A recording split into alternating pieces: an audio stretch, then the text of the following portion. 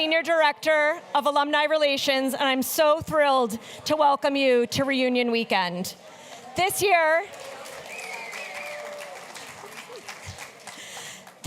we're celebrating a record turnout with nearly 900 alumni and guests joining us from around the globe, representing classes from 1975 all the way to 2020. Whether it's your first time back or one of your many visits, we're so glad you're here. Over the next few days, we hope you'll reconnect with classmates, engage with today's big ideas, and rediscover the energy that first brought you to the Kennedy School. Thank you for all that you do to lead, serve, and contribute to a better world. We hope you have a wonderful weekend back on campus. I'm delighted to welcome Dan Levy, Senior Lecturer in Public Policy, to kick off our first program, which highlights 3 faculty sharing big ideas to navigate the world. Thank you so much.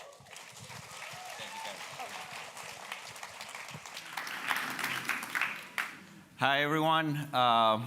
First, it gives me great pleasure to welcome you to your alumni reunion. You are the reason of our existence. You make us proud for the work you do in the world. So thank you for being here. The program today is called Compass, Big Ideas to Navigate the World. And the goal of this program is very simple, is to help students, alumni, and others learn about the important work that our faculty here do. The idea and the format is very simple. Faculty teach entire courses that last for a whole semester. You don't have time for that. So what we have done is created an experience where we have asked them to talk about 3 big ideas in their work or their field that they think you should know about. So our hope is that by the end of this session, you leave with 9 big ideas, out of which you will remember 1 or 2 a month from now. Exactly. So the presenters were given 12 minutes, and in fact, they have a timer there that they can look at to remind themselves of that limit. Before I introduce the first speaker, I want to acknowledge that this Compass initiative was created by alums, or was created when they were students here. So Leandro and Alejandra, if you could just stand up to make sure that everyone recognizes your efforts in creating this initiative. Thank you. Thank you. So the format, as I said, each of our distinguished faculty members are going to come for 12 minutes. They're going to speak about their 3 big ideas. And what we're going to do is reserve some time for you to ask questions. The way that the Q&A format normally works is the first person to run to the microphone gets the question. That's not how we're going to do it here. We're going to use technology to help us. And so what you have here is a QR code, and you can insert your question at any point in time during this presentation. So if you want to take a minute now, just so that you have that website organized in your browser. It will also serve as preventing you from checking your email while our presenters are doing this. Okay. So you can enter the questions at any time, and then when the Q&A comes, we are going to ask you to upvote the questions that you're most interested in discussing. Please don't vote until the end. Okay, so we have 3 distinguished speakers, or faculty members. First, Kessely Hong. I'll introduce her in a minute. Second, Elizabeth Linos. And third, Lant Pritchett. So I'll take a minute to introduce each of them in turn. So Professor Kessely Hong is a senior lecturer in public policy at the Harvard Kennedy School. She is the faculty chair of the MPA programs, and she teaches negotiation and decision-making to both degree and executive education students. She's a recipient of multiple teaching awards, and she's renowned for her work on strategies that empower low-power or low-status parties in negotiations. Her students often praise her for her clarity, empathy, and ability to make complex concepts accessible. She is an HKS alumna herself and embodies the spirit of public leadership that defines our community. We have a tradition at Compass that when we ask the speaker to come, we're going to say the floor is yours. So in 30 seconds, I'm going to say Professor Kessely Hong, and all of you are going to say the floor is yours. Are we good? All right, Professor Kessely Hong. All right. Thank you, John.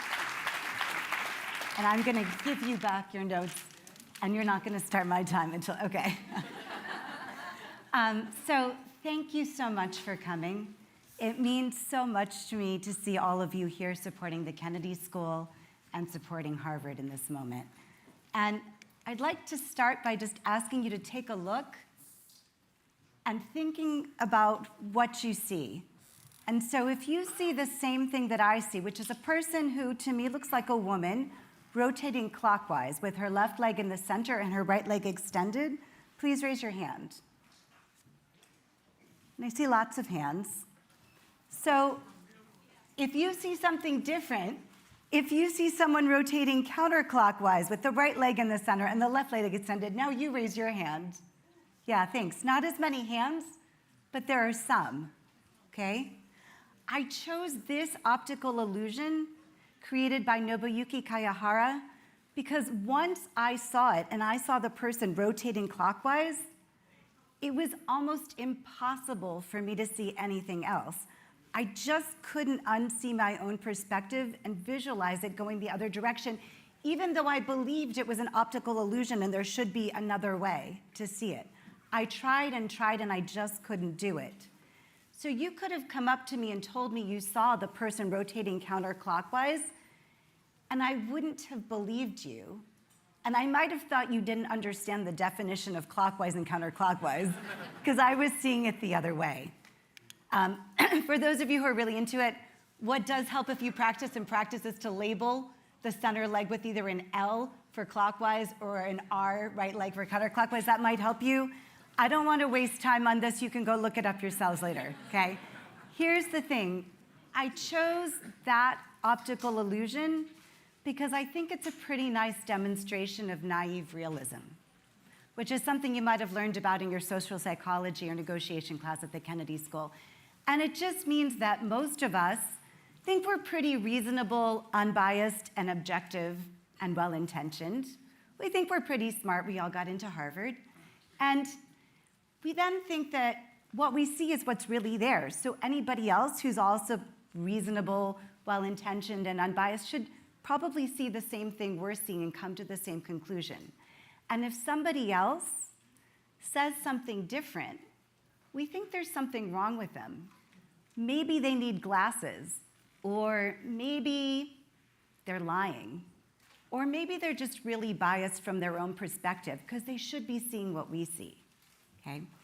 So this is a yard sign I saw in the early fall of last year, right before the election. It was in my neighborhood, and you can see the word obviously is in red, all caps, italicized, okay?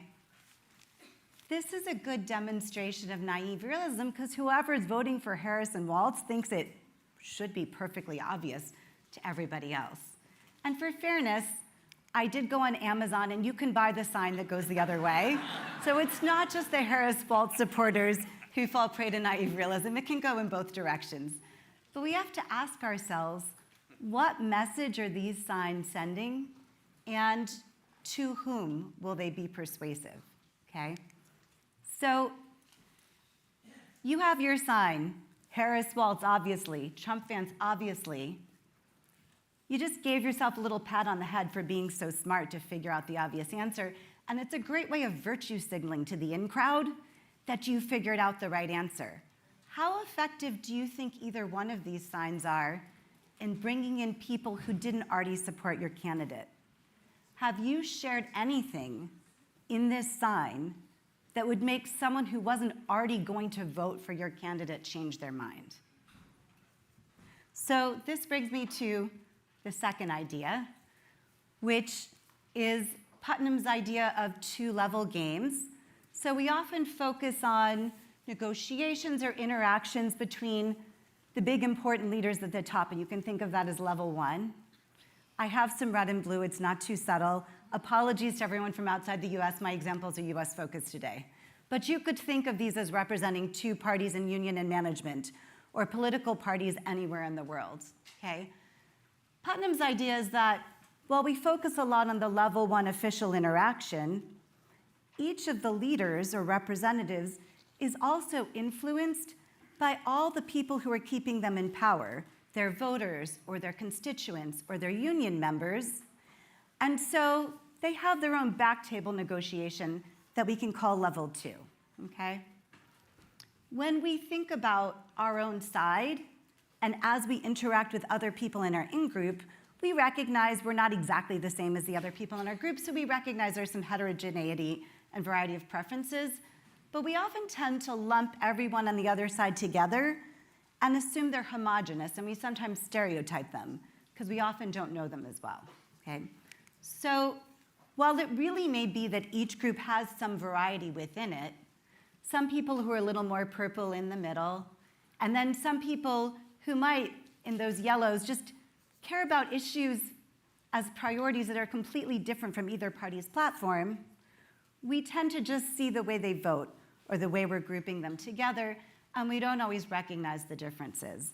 And when we engage in naive realism, a lot of our messaging is just preaching to the choir, meaning saying things that we already believe in to people who already share our views, and we don't always spend enough time preaching to people who aren't in the choir and aren't even in our congregation or listening them to see what they care about, okay? So there's a missed opportunity because we focus on level one, and then we sometimes go up and down within our siloed level two, but our leaders don't do enough to think about, could they pick off someone from the other side? And we don't do enough ourselves interacting with people with different viewpoints to say, hey, maybe there's an opportunity here to bring over another vote, okay? So you can see what you think about this. I saw it, and it didn't make me have this great mea culpa for being this terrible bird-brained radical left idiot. It made me kind of mad, and it made me want to fight. So I don't think President Trump's intention was to bring me over to his side, but you could see this kind of messaging might play well to the person saying it, because they certainly believe it, and maybe to a few people in their own group.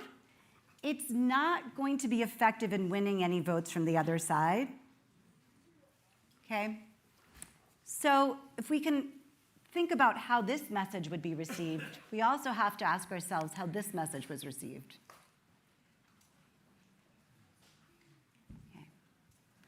Because I'm pretty sure the people who were in the basket of deplorables, racist, sexist, homophobes, xenophobic, Islamophobics, weren't then looking to vote for Hillary after she said that. But it's not just Hillary. Think about the Facebook messages or Instagram posts or tweets or whatever it is that say, those people are going to feel so stupid about how they voted as soon as they see how dumb all those policies are. Or the approval ratings for that candidate are about to tank. They just haven't tanked yet, right? Or if you voted for so-and-so, unfriend me now, because we can never talk again, because you're an idiot. Okay. So there is an opportunity to peel votes if we want change. A lot of people are going to say, this is not the time for negotiation. This is the time to fight. If you fight, you need to get justices, Supreme Court justices and other justices, to vote in your favor. And if you want to fight legislative battles, you need to get people who believe in your platforms into office. Doesn't always happen. In some elections, you don't have enough votes. If you don't and you want to win next time, you need to think about how to get those votes peeled over. So what doesn't work in getting other people who don't already believe in you to change their mind and support you? Mocking them has not been shown to work. Throwing data at people and saying, here's all the data, see, that doesn't actually work. Sorry, MPADs. Bragging about how morally superior we are and how the other side is so evil doesn't usually work. Telling people that the thing they care about shouldn't be their priority and they should really care about our thing, that doesn't work because they still care about the thing that's really important to them. Assuming they should already know we're benevolent and we're here to help them, we don't really want to hurt them, yeah, that doesn't actually work if we don't show them that. And building walls and cutting off all communication and unfriending everyone who thinks a different way doesn't help us change their mind, and it doesn't help us learn what they really care about and what they're planning to do. And then we often get surprised. What might work? In a moment, I'm going to speak about Julian Minson and team's ideas on conversational receptiveness. Harvard made the New York Times, so I'm not spilling any state secrets, for hiring a whole bunch of conservative lawyers. So William Burke formerly worked for the Trump Organization and served as deputy to Justice Brett Kavanaugh, Robert Hur, 7 other lawyers who had previously clerked for Republican-appointed Supreme Court justices. Hiring people who can think like a different side might help you figure out the arguments that would be meaningful when working with them.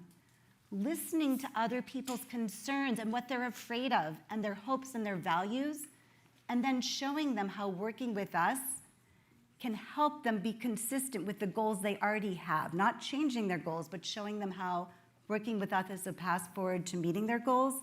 That might work. And helping other people look like winners instead of always calling them losers, that might work. So one thing to think about is Julian Minson from the Kennedy School has a constructive disagreement project with colleagues where they teach people based on data, what are the kinds of ways you can frame your communications to make people less likely to unfriend you and more likely to be willing to spend time actually engaging with you. And so they developed this HERE framework about hedging your claims instead of saying you're always right all the time, emphasizing agreement, acknowledging other people's perspectives. That's not agreeing with them, just saying, I hear this is what you think and this is important to you. Reframing to the positive, okay? So the 3 ideas, and I'm at 0, sorry, that I want you to take away is, it's not just me, though apologies to anyone who went through negotiation classes with me with Brian Mendel here, because I tried to impose my fair solution on you in all of our simulations, and I didn't realize till later you might have seen it a different way. But we're all susceptible to naive realism. That makes us gravitate towards messaging that resonates with us, that affirms us and people who already think like us, but we can't anticipate how our messaging might alienate other people, and we have an opportunity to improve our ability to earn the votes and policy support of people who are not already on our team. Thank you.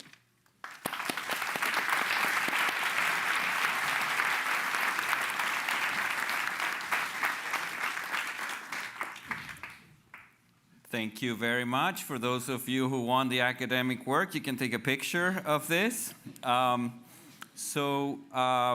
Here's a QR code again, instead of, in case you didn't capture it last time. If you have questions for Kessely, please feel free to put them on. All right, our next faculty member is Elizabeth Linos. Professor Linos is the Emma Bloomberg Associate Professor of Public Policy and Management here at the Harvard Kennedy School. She's the faculty director of the People Lab, where she leads pioneering research on enhancing government effectiveness through behavioral science and public management. Her impactful work has earned her the prestigious David N. Kershaw Award, recognizing her significant contributions to public policy analysis. Beyond her academic achievements, Elizabeth is celebrated for her unwavering commitment to translating research into real-world solutions, embodying the spirit of public service that defines our Kennedy School community. We'll do the same. Remember, the key phrase is, and the floor is yours. So, Professor Elizabeth Linos. The floor is yours. Go ahead.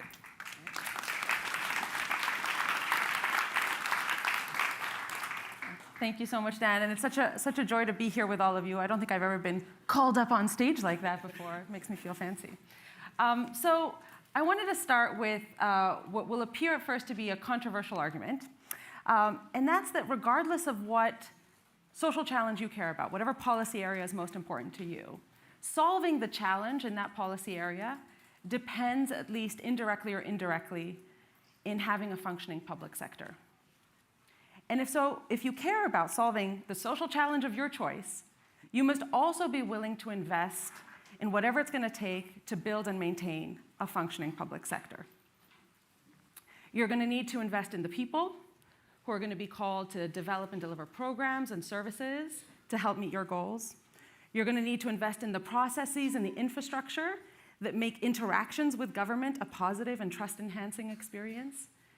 And you're going to need to invest in some form of a feedback loop so that government agencies can learn what works and test and adopt best practice in their own context.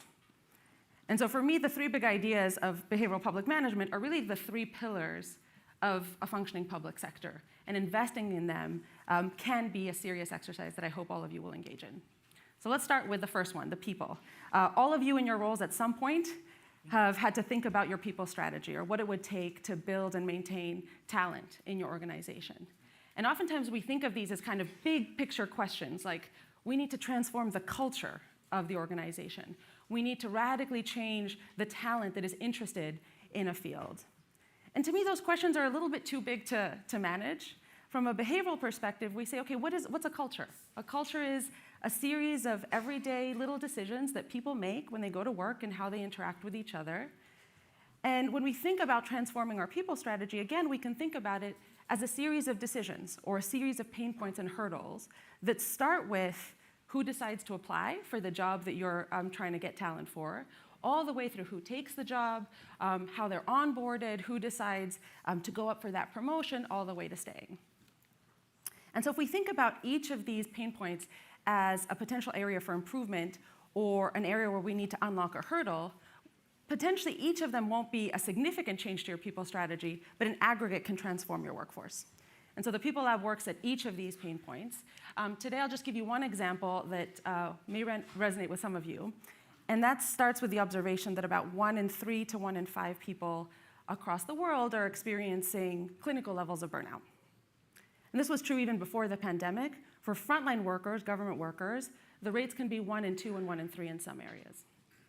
And 911 dispatchers, these are the people who pick up the phone when you call the police, are the quintessential example of a frontline worker in government who has been tasked with doing something that is inherently traumatic.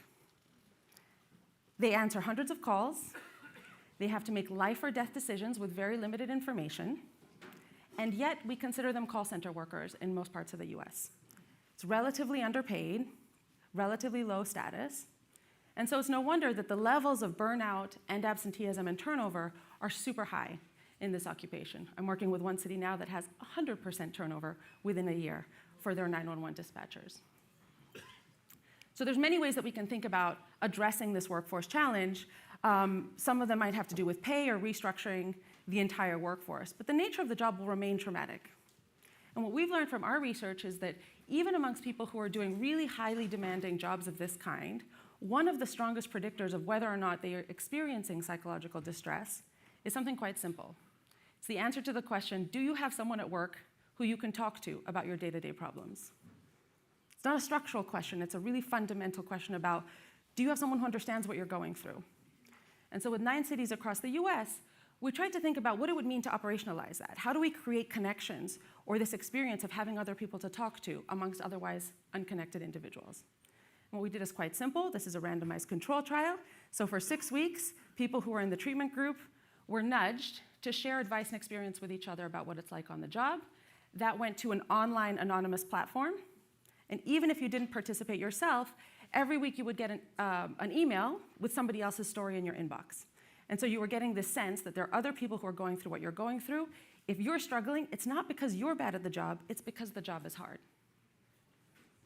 And then 6 months later, we can look at all sorts of really interesting outcomes that you might care about. So we see a significant reduction in burnout on validated burnout scales. And even if you don't care about the mental health of the workforce, we also see that resignations are cut by more than half.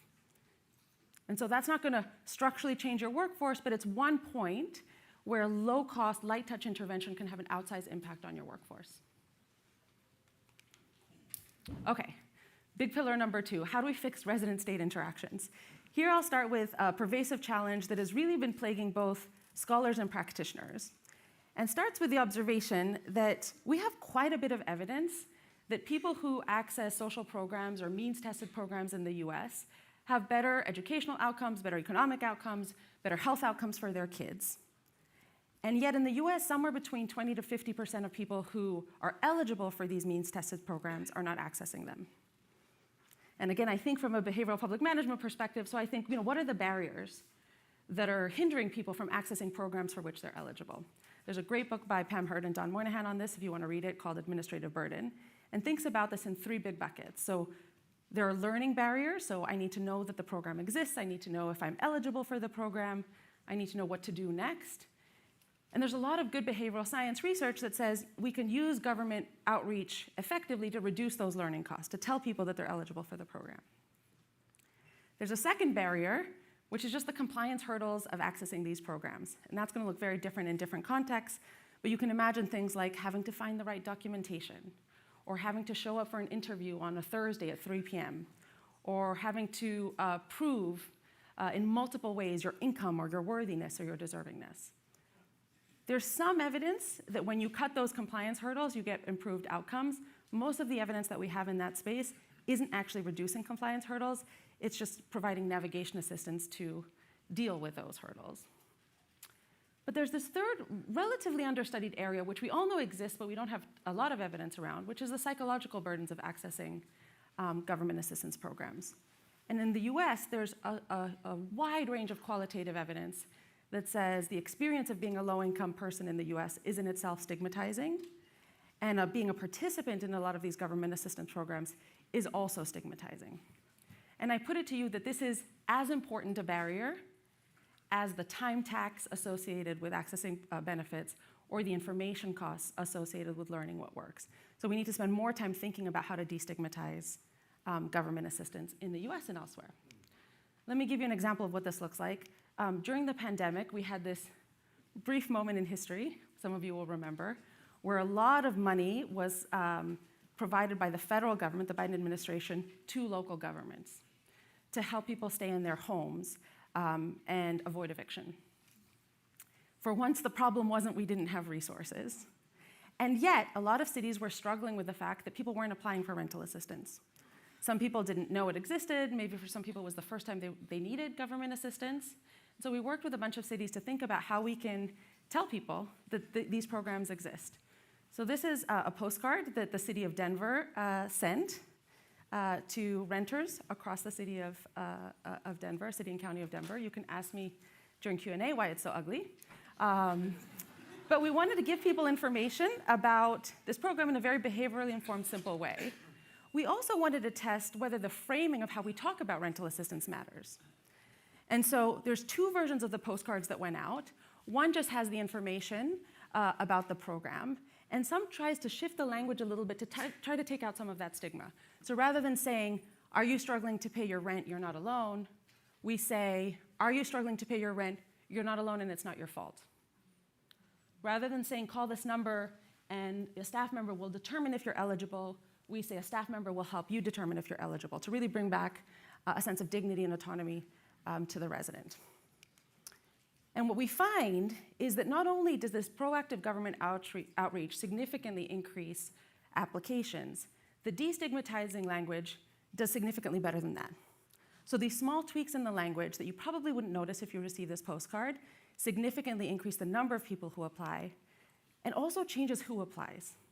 So this is just exploratory, but what we find is that the number of black and brown-headed households that are applying changes between these conditions. So in the control group, about 5% of applicants are coming from a head of household that is black.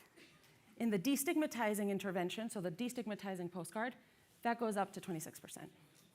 So there's so much more to learn about how stigma and discrimination interact to keep people away from programs for which they're eligible. Okay, let me go to my third area where I don't have great results yet, but I'm hoping as a community we're going to get there. And I'll start with the idea that I think all of us have drunk the Kool-Aid on the concept of evidence-based policymaking. You're probably here because you think that it would probably be better in the world if we had more evidence-based policymaking. But the mental model that we usually have in this space is that on the one hand we have academics who are thinking big thoughts and coming up with good ideas. Maybe they're doing some scientific insights. And then we have the world of practice on the other side that is dealing with the day-to-day realities of what's happening on the ground and need to solve problems. And we think about evidence-based policymaking as a bridging exercise. I can't tell you the number of times I've heard the sentence, how do we make sure that people, the research that is happening in academia makes it into the hands of the world of practice? And I would put it to you that that's the wrong way to think about evidence-based policymaking. I think we have to rethink the entire cycle, starting with who gets to come up with the questions that academics think about, all the way through how do we think about replication so that the research that is happening in academia is relevant in a bunch of different contexts, even to think about whose job it is to care about adoption of evidence. Because at least in the worlds that I find myself in, oftentimes that's relegated to somebody else. It's my job to come up with the idea. It's somebody else's job to make sure it's adopted at scale. So here's how far we've gone on this area. We did a simple descriptive exercise with some colleagues where we said, okay, let's look at the leaders in the evidence-based policymaking movement. The cities that, between 2015 and 2019, implemented the gold standard of evaluation, randomized control trials, in their own cities. So they're doing everything that we're asking them to do. They're producing new evidence that's contextually relevant. They've gone through all the hard work of convincing everyone to run an RCT. And we ask a simple question: what happens 5 years later? Did you use the evidence? Did you use the treatments that you already tested? About 30% of those treatments were still being used 5 years later. You can decide if that's a large or small number. But what's potentially more interesting for this audience is what predicts whether or not that evidence is actually adopted. So the sad news for people like me is that all the things that I really care about, like statistical significance and effect sizes, have zero predictive power. Has no prediction on whether or not something gets adopted. So I took a moment, cried a little bit about it, and then we tried a bunch of other predictors. And we find that the strongest predictor of adoption is actually something quite different, which is the nature of the innovation itself. So when the innovation was a tweak or an adjustment to an existing infrastructure or process, it's much, much more likely to get adopted than a new innovation. And so what I don't want you to take from this is that we can only do incremental things. What I do want you to take from this is the idea that we're going to have to rethink what it means to ensure that governments have the support to adopt things at scale. So I'll stop here by taking a step back to say, look, the world has just changed on what we think of as a functioning public sector. And so we're going to have to rethink all of these questions. I think we can do it as a community. I have a secret cunning plan that we can also get more scholars involved in what it means to rebuild a public sector. But I'm excited about the Q&A, and I'll leave you with the faces of my team.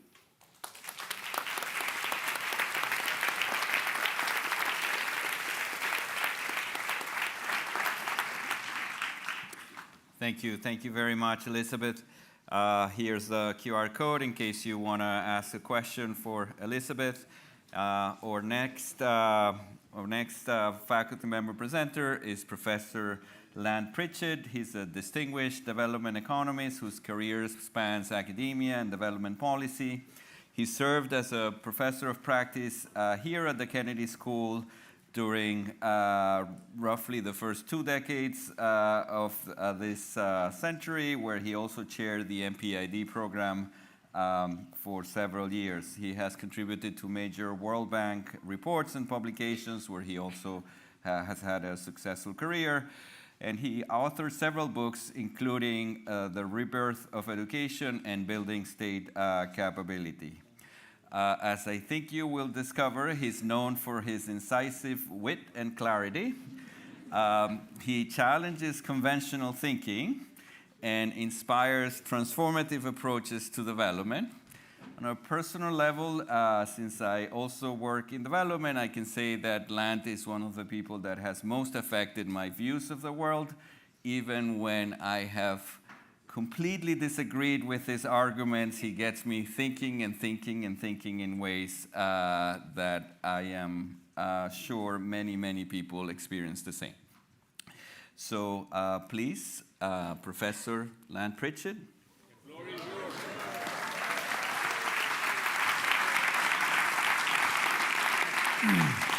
Thank you. I always hate speaking here because I feel like Captain Kirk in the Wrath of Khan being tried by the Klingons with people far above me ready to rain down abuse. And that's particularly relevant because my metric of big idea is big and big in the change of your views. So I'm going to give you ideas that most people disagree with, and I'm right and they're wrong. And those people are you. So the first, and that's why I call these three big ideas of mine. These aren't consensus views at all. And let me start with the first one. The first one is the biggest available gain to the world in any metric of human well-being is to allow radically more people to move across borders to work. And by radically, I mean hundreds of millions more. And it's going to happen. So you might believe the first but not the second, and I'm here to convince you both. And the basic reason it's going to happen is because the places in the world that have acquired high productivity, such that the wages of workers are very high, forgot to have children. And since they forgot to have children some time ago, it means for the foreseeable demographic future, which is quite far, by 2050, in the absence of migration, the ratio of labor force to people over 65 is going to go to levels that have never before been seen in human history. And it's going to make it fundamentally impossible for the social contract that has developed about supporting the aged with care, with pensions, with health care, fundamentally fiscally and physically impossible. So for instance, in Italy, in the absence of migration, by 2050, there will be one worker for every person over 65. The social programs that we depend on were invented when that ratio was 5 to 1. We're on the border of fiscal sustainability now at about 2.2 to 1. So, what would it take? Then the problem is, this demographic problem is just too big. Because if you think how many workers would need to be in Italy that weren't native-born Italians to bring the labor force to aged ratio in Italy, keep it at its current level, half of the population in Italy would be foreign-born. Politically, you're asking voters to give up control over the sense of us. And we're seeing the political consequences, not just in the United States, but in Germany, where AfD won nearly every district in East Germany. In France, in which a party founded by Maurice Le Pen won the majority of the voters in the most recent elections. So now, this isn't a global scarcity of labor. There are going to be in the future 1.5 billion new people in the developing world, in South Asia and Africa. So we don't face a labor shortage. We face a shortage of people born in these countries, and they're high productivity countries, which means if people move to these countries, their wages go up by a factor of 5. So we could create, by allowing people to move, a new economy in the world the size of Germany, just to fill the jobs that already exist and need to be filled in the highly productive world with workers who live in a part of the world in which there aren't productive jobs and which would perfectly willing to move. The only way this is going to happen is if we move from a 2-question view of who can live and work in my country to a 3-question view. The current 2-question view is, we're going to allow people to live and work in my country because I see them as the future of us. I see these people as the future of Italy. I see these people as the future of France. The second is movers of distress. If Ukraine descends into war, we'll allow Ukrainians to come into our country. And those 2 methods can't meet the demographic needs for workers, because one challenges the control of the sense of us, and one brings in people who aren't the people that necessarily meet the labor market skills. So the third question is, who are we going to allow to live and work in our country on a rotational contractual basis that demands that they go home?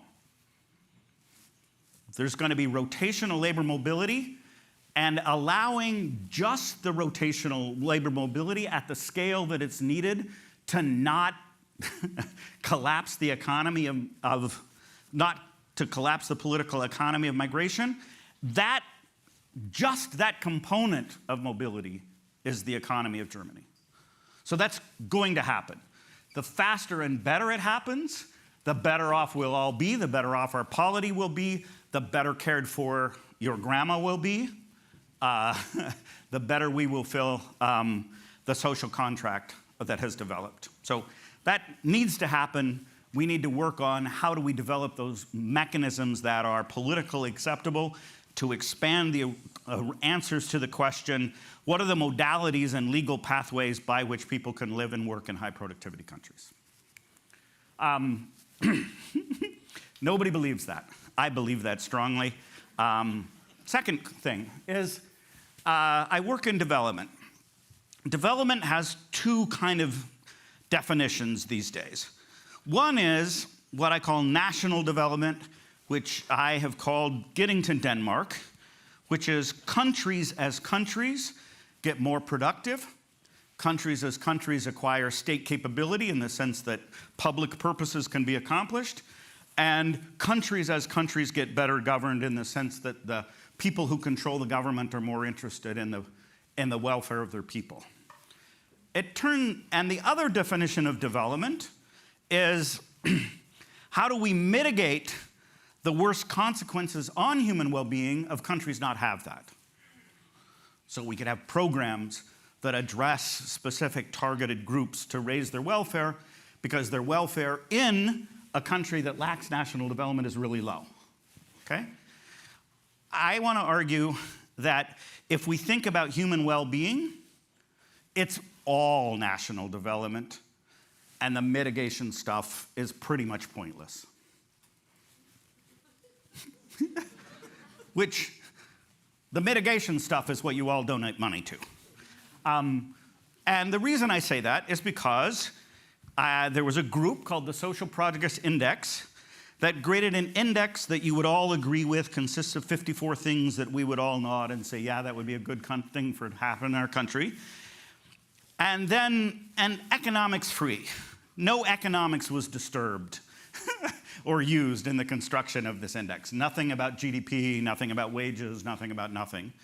And I asked the question, how much would countries, how much of the differences across countries and the outcome of things that include like freedom of speech and toleration of minority religions, as well as water and sanitation and education, how much is explained by just 3 factors? Your GDP per capita, your state capability, and whether or not you've been a democracy stably. And the answer is this graph, in which, this is a graphic, is there a laser pointer here? No. And what this graph shows is every country in the world, and I developed this thing called an envelopment graph, which is every country in the world fits inside the high and low of this. This isn't a regression. This is, there are no countries in the world that achieve high social progress without high national development. It doesn't happen, never has happened.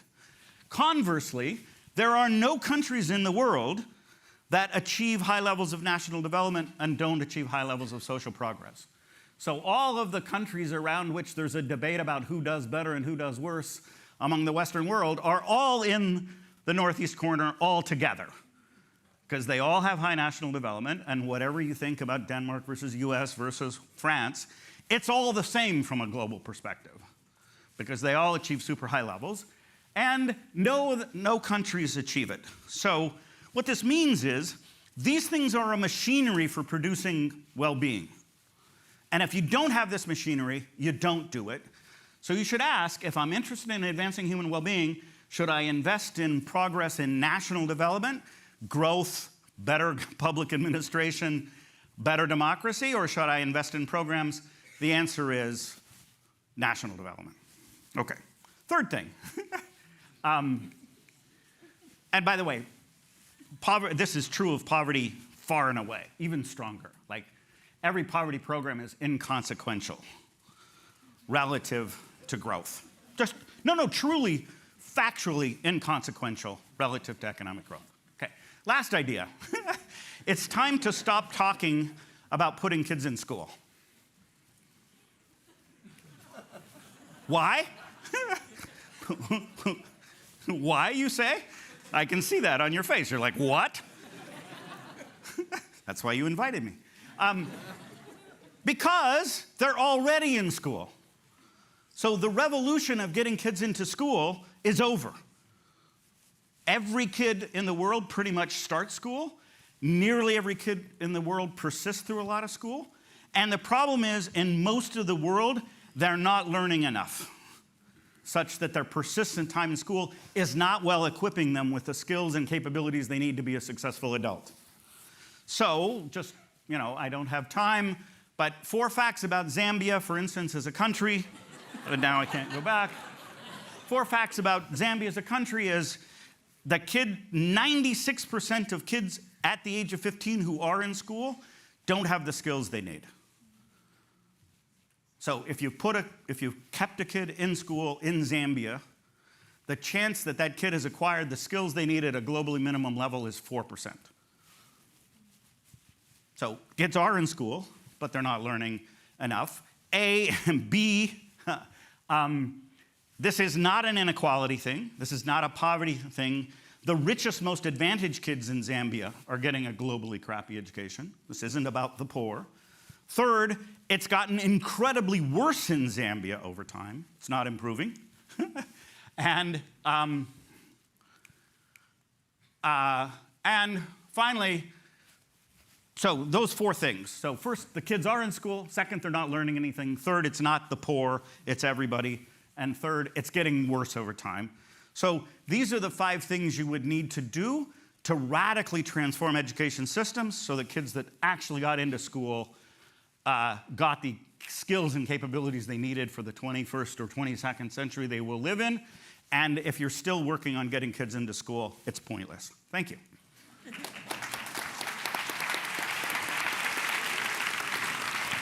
Oh, sorry.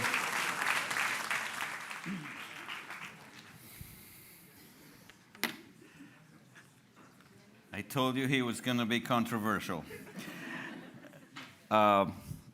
One of my favorite phrases of Lant is when he says it's demonstrably untrue. So I hope you use it at some point in the Q&A, Lant. All right, so regardless of whether you have asked a question or not, we're going to ask you to vote for the question or questions most interesting to you. So we'll wait for a few seconds for you to do that.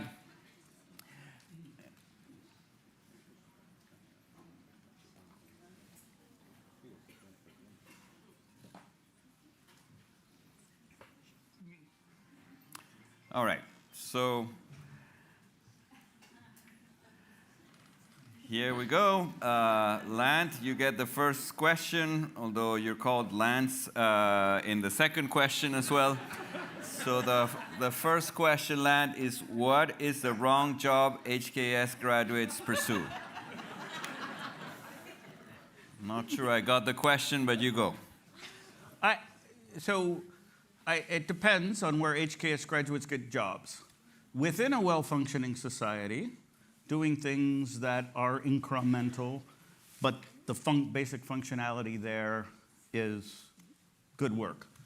Many HKS graduates get into doing evaluations of programmatic impacts that we know ex ante are trivial. Like they're evaluating whether this specific poverty program is going to have a big effect on poverty. And the answer, even before you do anything, is no, it's not.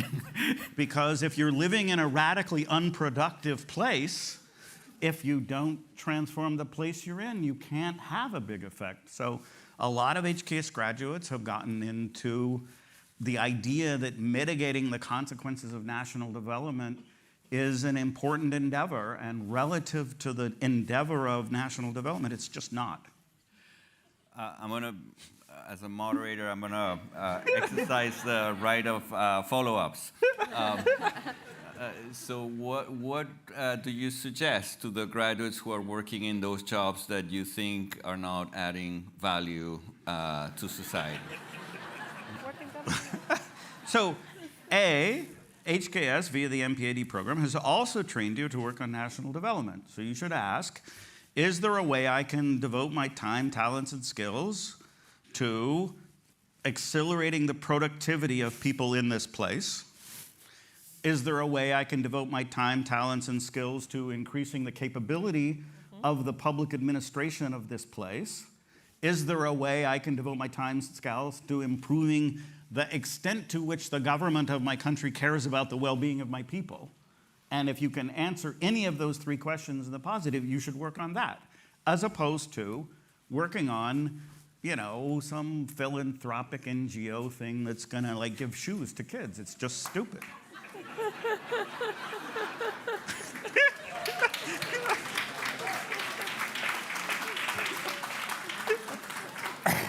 All right. Strap in. Lant, I'll say one thing. We miss you around the school. All right. So, second question also for Lant. The guest worker program in Germany was designed to be temporary. However, the majority of those who came stayed. Yeah. Therefore, I wonder if it would not be better to drop the temporary requirement in your labor mobility argument. You clearly saw this as the more politically palatable, but yeah. Can you elaborate? So, first of all, this is the response I get most often. And bringing up the example of Turks in Germany is like criticizing cars over the Edsel. That was 50 years ago. The idea that we haven't learned anything about how to run successful rotational programs in 50 years is just wrong. So yes, Germany screwed up the Gastarbeiter program that they allowed Turks to come because these Turks did not come on temporary status. They came on open-ended status, but no path to citizenship. That's dumb. We agree. But that doesn't mean, the fact that the Edsel was a crappy car nobody bought doesn't mean cars are stupid. It means we should develop rotational programs that meet the needs of the host country and are attractive and safe and respect the rights of those that move rotationally. It's not an impossible thing to do. Lots of countries are already doing this at small scale. We can do it at much smaller scale. But one of the things we need to do is think about building a good industry of people who move people. If we're going to move 200 million people to work temporarily in countries in the rich world, we need a regulated, moderated industry of people that do the functions of movement well. Again, this isn't super hard relative to other things governments in the rich world do. We have, all of you get on planes. In the 1930s, getting on a plane was enormously dangerous. We created the infrastructure of an airline industry that made it safe and reliable. Once the industry was safe and reliable, number of people traveling by air skyrocketed to enormous levels because it was safe and reliable. We can build a safe, reliable, legally orderly rotational mobility scheme. We just have to devote effort to it. Thank you, Lant. I know that there's a person from Germany in the audience who's going to debate with you, but I'm not going to let that debate play out in public right now, but just so that you know that's coming for you after the... Professor Hong, the US right wing has not used any of your empathetic outreach approaches in the past 40 years. What explains the relative electoral success? Yeah, so here's the thing. There are a lot of people in this country who voted for Donald Trump more than who voted for Joe Biden. So that means that Trump and his team were able to tap into and understand some of the things they cared about to get them to vote for him. It doesn't mean they sang Kumbaya and they were out there giving hugs and telling everyone they were wonderful, but it means that they recognized that there were a lot of people who wanted to feel like a winner and didn't feel like a winner, and who wanted a chance to regain what they saw for themselves as their status quo, or where they should be, and who felt like they were in danger of slipping. So the left can sit there and say, Donald Trump doesn't seem empathetic, and certainly when I'm called an idiot bird brain for working at Harvard, I can see that. But that team is tapping into the fact that a lot of people in this country felt like losers and were ignored by the left, and they were able to offer them and paint for them a path to feeling like a winner.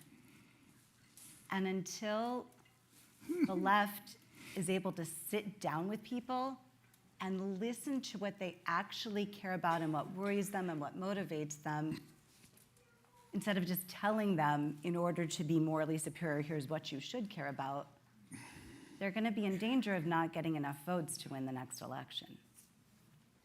Thank you. All right. I think this could go for any of them, but maybe Elizabeth will invite you. Do you have lessons from other countries to bring to bear on the current US federal government disruption? Sure. Okay. Even though some of it I think is unprecedented. Okay.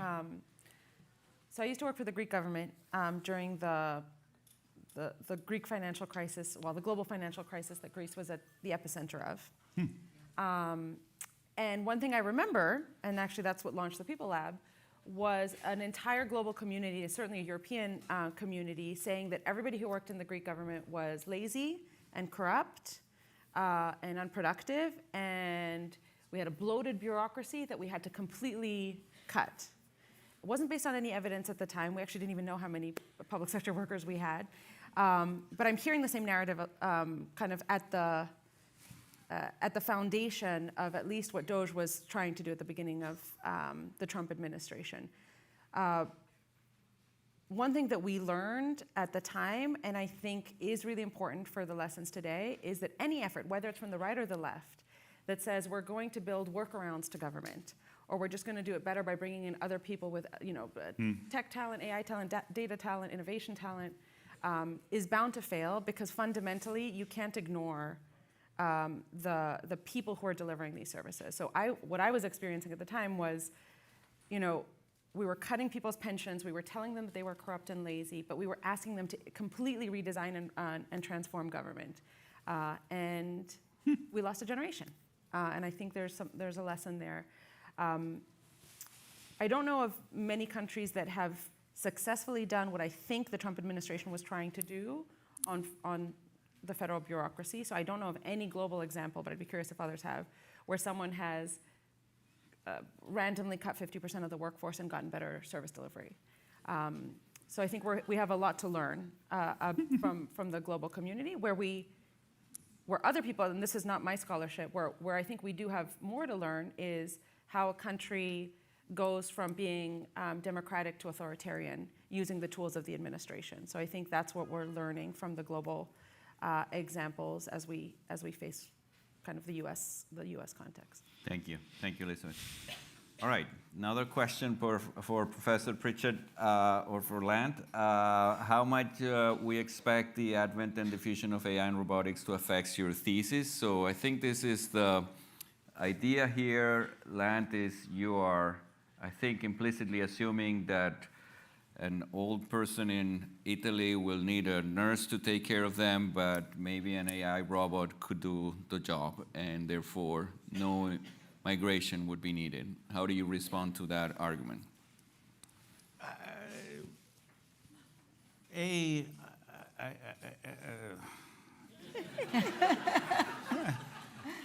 I think that might happen, but so far, most of what is discussed about AI is manipulation of bits and bytes, not manipulation of things in the world. Mm-hmm. So, you can go to ChatGPT and it can write you some words, but ChatGPT can't dress your grandmother. Yeah. And dressing your grandmother is a complex physical task for which, so I have 3 points. First, people keep talking about technology changing faster than ever. That's complete crap. Like, total factor productivity as measured by the contribution of the evolution of productivity to the overall output of modern economies is half of what it once was 20 years ago. Total factor productivity is lower than it was. One element of technology, the electronic manipulation of bits and bytes, has gone up by 10 to the 11th, but the jet you fly on is exactly going the same speed as it did 50 years ago.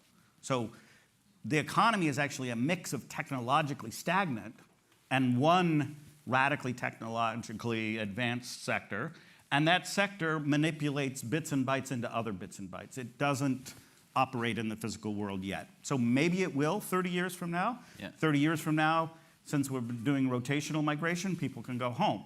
But in the interim, we don't yet have anything that can dress your grandmother. Second, the idea that you are going to invent an AI-driven world and be able to successfully tax it is surreal. Like, who are you going to tax in order to pay for the pensions? Right now, we tax workers. And okay, if we displace a worker with a robot, then you're taxing capital. I don't know if you've noticed, but capital is extraordinarily resistant to being taxed. And the capital of intellectual capital that results from programs is mobile. Like, Google could divide itself into two, put 1/2 of its entire ownership of the intellectual property in a tax haven, and then pay royalties from Google Corp to that, and radically reduce its tax rate over the intellectual property to 0. So in an all intellectual property world like AI, who's paying taxes, right? Third, all of this is radically, imagine how badly you have to hate people to think, rather than have one of the billion people on the planet that would love to live and work in my country on a temporary basis to take care of my grandmother, I'm going to invent a robot.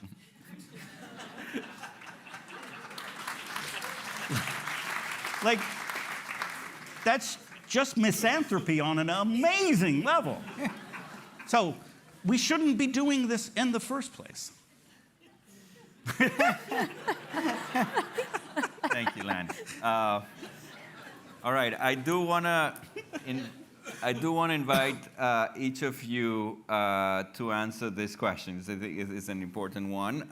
What do HKS alums get wrong the most?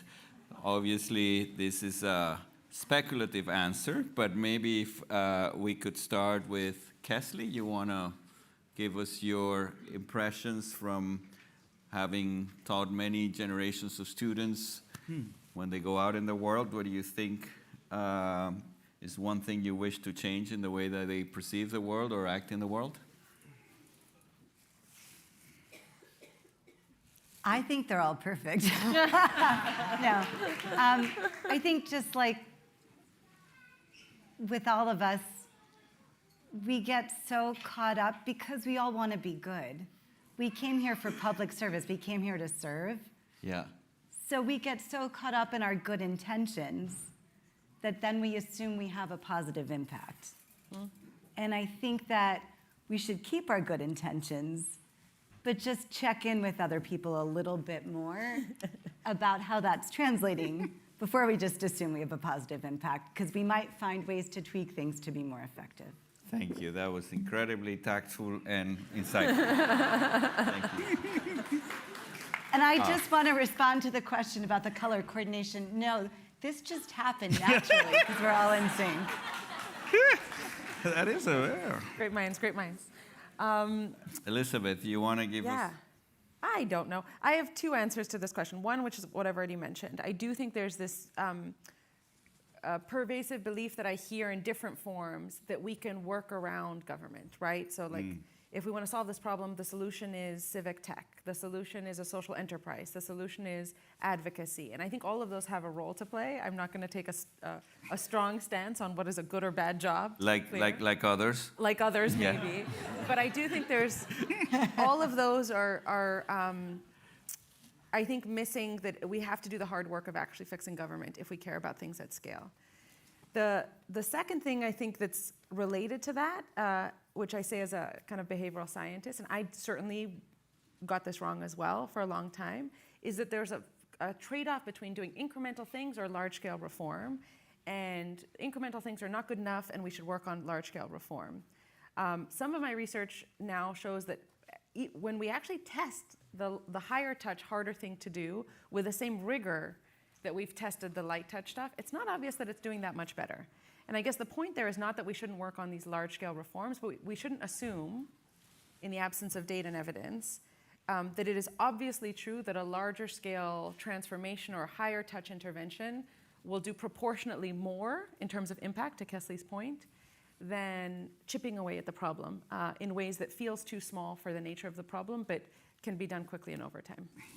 Thank you. Thank you, Elizabeth.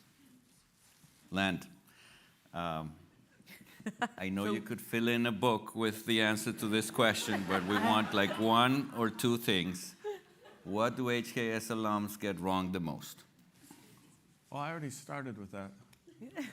Fair enough. Didn't I? No, I think you did? Yeah. Okay. Well, anyway, it was what the do I jobs get question. wrong the most? So, I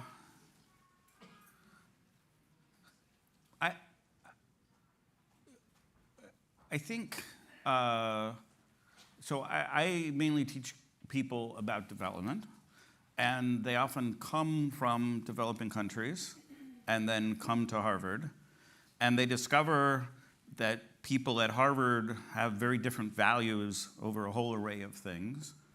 And I think the thing they get wrong the most is thinking that because people are from advanced countries, their values are somehow better, and it's not. They're just different because they're richer, and they really should retain the values and important issues of the country they're from. So the thing...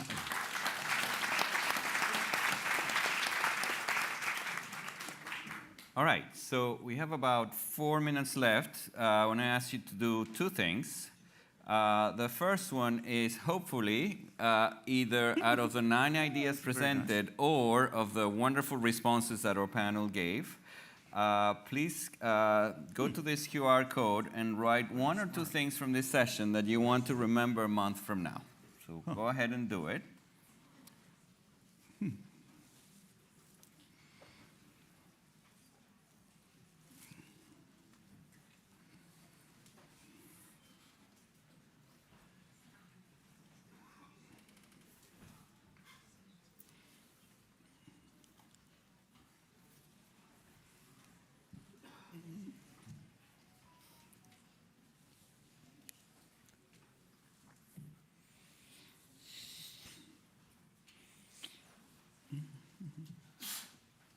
Bless you.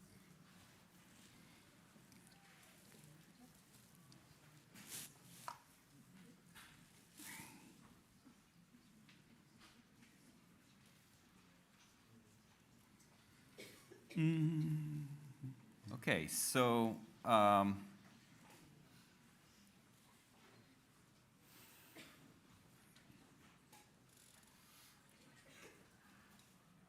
So about 50 of you have responded. So what we're going to do in a minute is show you a summary of your responses. But why wouldn't you take 1 minute and share what you wrote or what you're thinking with the person next to you? Go ahead. Our friend Dan, who studied pedagogy. He's a good teacher. He's a good teacher. He's a good teacher. Yeah. That was great. I learned a lot from hearing you speak. That was good. I feel like I benefited from hearing you both speak. I think the thing you were saying is, like in our PA approach, we talk about strategic incrementalism. Like big reform, I want big changes, but big reforms rarely produce big changes. They often generate resistance. I don't know, your first thing was, we're gonna need a crap load more immigrants to do labor. Yeah. Your first thing was, we need a functional, government. Yeah. My view is kind of like, how can we peel off those?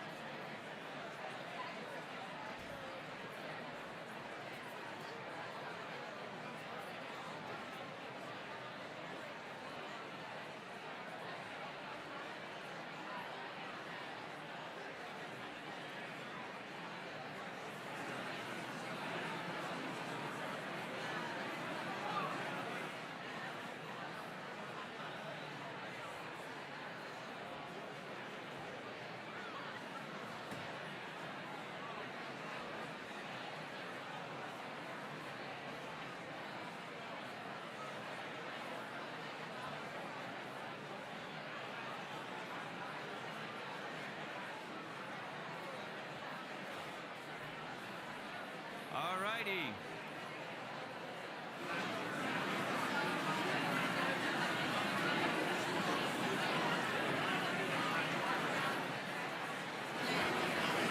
Clap once if you can hear me.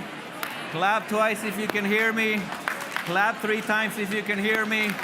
Clap 4 times if you can hear me. All right. So we only have a minute left, but here's an AI summary of the main ideas for our panel to consider. Firing back that, no, we're not. Incremental change, national development and governance role, rotational migration and labor mobility. I want to contrast a little bit those two first ideas. Lant says national development seems somewhat at odds with incremental change, or you're fine with that? No, I was just saying that our strategy for national development is not big reform, it's strategic incrementalism. But you want to distinguish strategic incrementalism from incremental incrementalism. Incremental incrementalism is a workaround to government. Strategic incremental is a strategy for improving government. So we're actually in agreement on that. What he said, yeah, let's do that. All right. Kessely, you want to have a word of final word for the alums? Thank you for coming. There you go. If ever you were thinking there's a time to donate, I think it's now.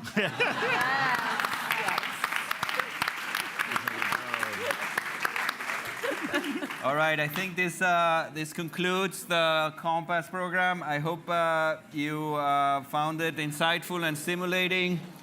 I think next panel is at 3:30, so best of luck.